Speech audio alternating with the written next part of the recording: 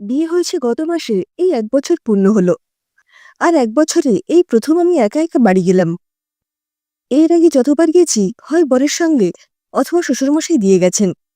বেশ কয়েকবার আমার বাবা এসেও নিয়ে গেছে।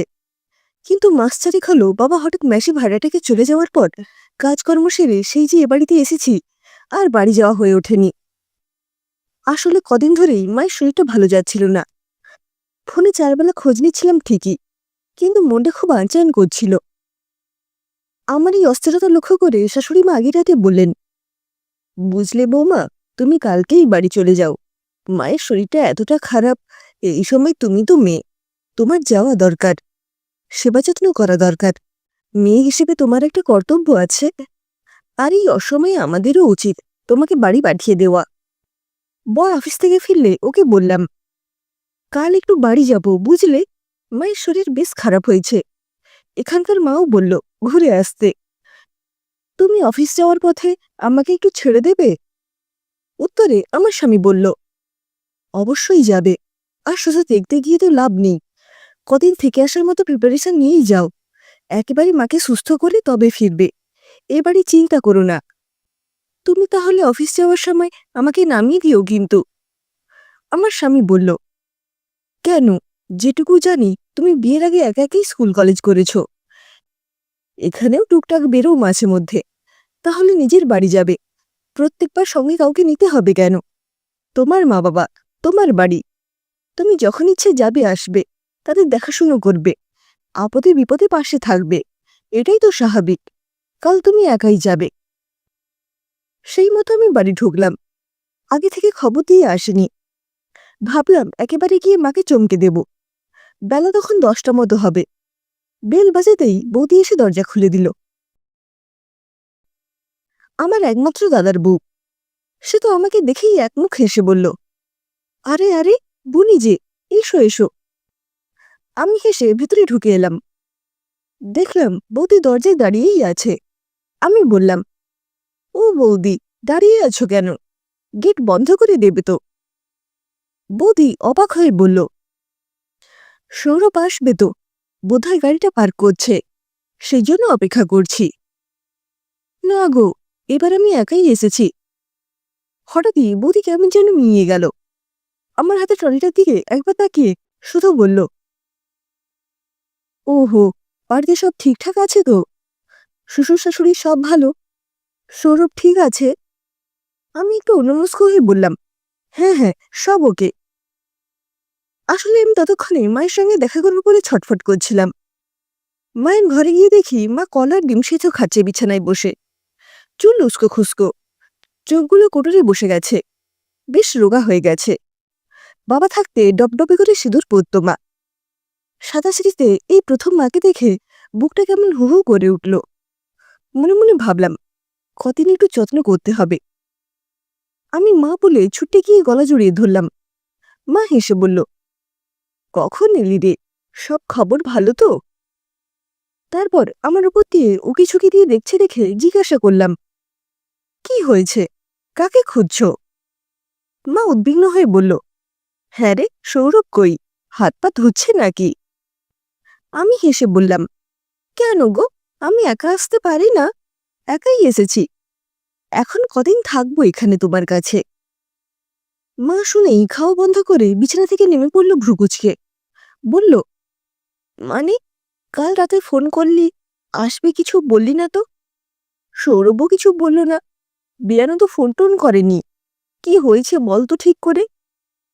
তারপর আমার উত্তরের অপেক্ষা না করে আমাকে ঠেলে দিয়ে বাইরে এলো। অসুস্থ শরীর, আর একটু হলেই পড়ে যেত। দেওয়াল ধরে দাঁড়িয়ে পড়ল। বারান্দায় রাখা আমার বড় ট্রলিটার দিকে তাকিয়ে চমকে উঠল মা। আমাকে হাত ধরে ঘরে নিয়ে এসে দরজা বন্ধ করে দিয়ে সোজাসুজি আমার দিকে তাকিয়ে জিজ্ঞেস করল, কি হয়েছে ঠিক করে বল, নিশ্চয়ই কোনো অশান্তি করেছিস।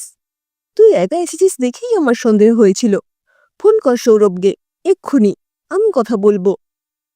আমি বললাম, কেন মা, আমি নিজের বাড়িতে আসতে পারি না? ইচ্ছে হলে কটা দিন থাকতে পারি না? তার জন্য জামাইকে আসতেই হবে? তোমাদের কথা মতো এক মুঠো চাল দিয়ে ঋণ শোধ করে দিইনি বলেই কি আর এ বাড়িতে আমার জন্য ভাত বরাদ্দ নেই? বলেই ঘর খুলে বেরিয়ে নিজের ঘরটাই গেলাম। সেখানে গিয়েও ধাক্কা খেলাম। তাকের বইগুলো সব উধাও। আমার ছবি আঁকার রং তুলি প্যালেট সব এক কোণে ফেলে রাখা। পর্দার রং বদলে গেছে। আমার শখের ছবিগুলো দেওয়ালে নেই। যখন অবাক হয়ে দেখছি, তখন বৌদি ঢুকলো আমার ঘরে, হাতে বিছানা চাদর নিয়ে। সেটা খাটে বিছিয়ে দিতে দিতে বলল, তুই চলে যাওয়ার পর ঘরটা এমনিই পড়ে থাকে। আমি রিপেয়ার করে একটা পার্লার করব ভাবছি। সারাদিন তো বাড়িতেই থাকি। কাজটা জানি যখন, কাজে লাগাবো না কেন বল? তাই ঘরটা নতুন করে ডেকোরেট করাবো। আর তোর বইগুলো না আমি পেপার নিতে আসে ওকে দিয়ে দিয়েছি। তুই তো এখন পাক্কা গিন্নি, তোর আর কি কাজে লাগবে এখন? বৌদি চলে যেতে আমি রং তুলিগুলো নেড়ে ছেড়ে দেখলাম। হাতে তৈরি পেনদানিটা ঝেড়ে ঝুড়ে বের করলাম। দেয়ালগুলোতেও হাত বোলালাম। বোলপুর থেকে কেনা উইংবেলটায় টুংটাং করলাম। বাঁশিটাই ফু দিলাম।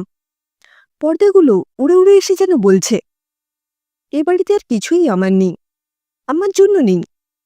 শুধু অতিথির মতো যাওয়া আসা ছাড়া অবশিষ্ট আর কিছুই পড়ে নেই। দুদিনের বেশি থাকলে এ বাড়ির লোকজন বেচার হবে, দুশ্চিন্তা করবে। কি হলো, কেন এলো, কেন থাকছে, কতদিন থাকবে, এই সব ভাবতে ভাবতেই বরমশাইয়ের ফোন। আমি বললাম,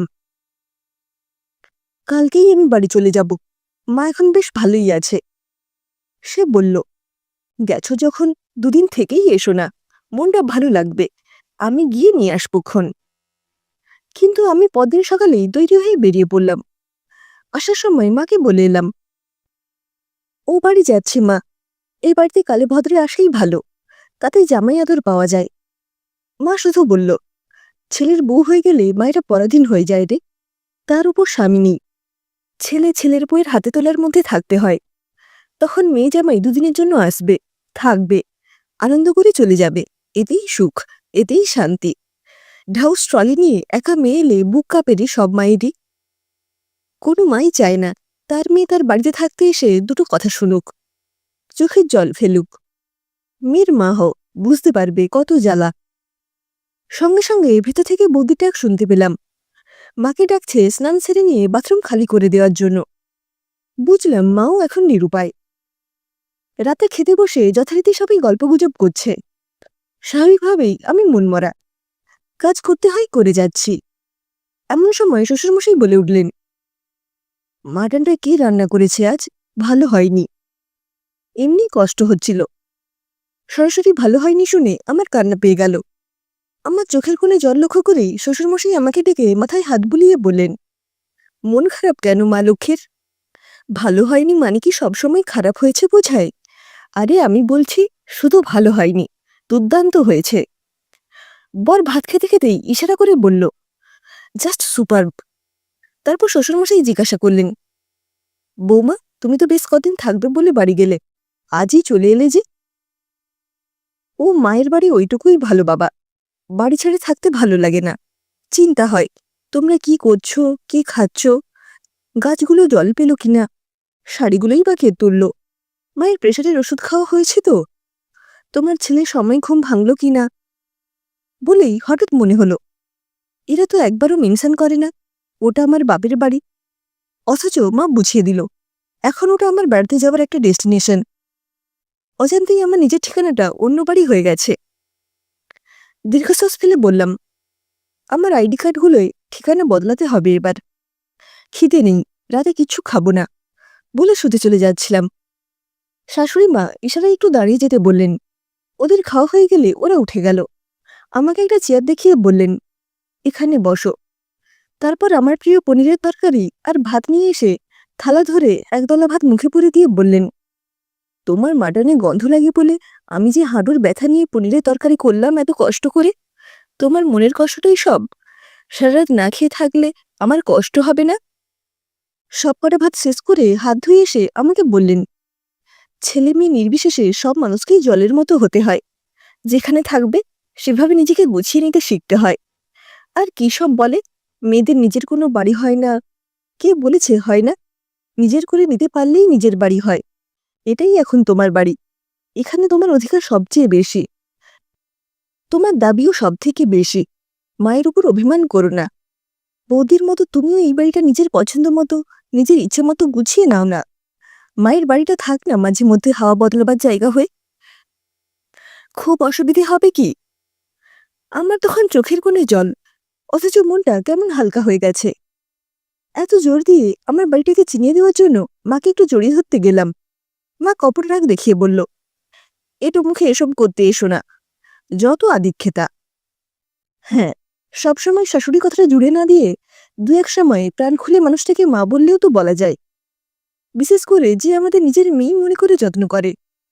আমরা বলি মেয়েদের নিজেদের বাড়ি হয় না, কিন্তু মেয়েরাও যদি একটু চেষ্টা করে, তাদের যদি একটু সাপোর্ট দেওয়া যায়, তারাও কিন্তু ছোট থেকে বড় হয়ে ওঠা নিজের বাড়িটাকে ছেড়ে এসে পরের বাড়িটাকে নিজের বাড়ি তৈরি করে নিতে পারে। তারাও বিশ্বাস করতে পারে জন্ম অন্য বাড়িতে হলেও বাকি জীবন তারা এখানেই কাটাবে। কারণ মুদ্রার এ পিঠটা সত্যি হলেও ও পিঠটাও তো মিথ্যে নয়। যদি গুণবান শ্বশুরবাড়ি থাকে তার সনে, তবে সংসার সুখের হয় সে রমণীর গুণে।